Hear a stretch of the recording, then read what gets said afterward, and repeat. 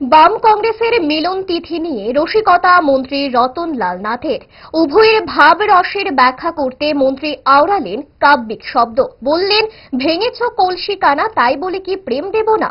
রসিক মন্ত্রী রতনলাল নাথের ভাষ্যে শুনব কি বলতে চাইলেন তিনি।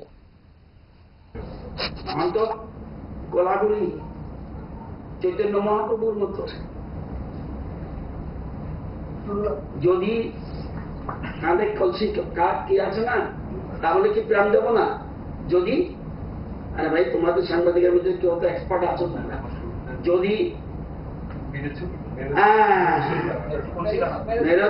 যদি মেরেছ কলসি কানা, তাহলে কি প্রেম দেব না।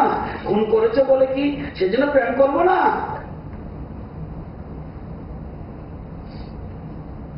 এখন কিভাবে তারা চাইবে?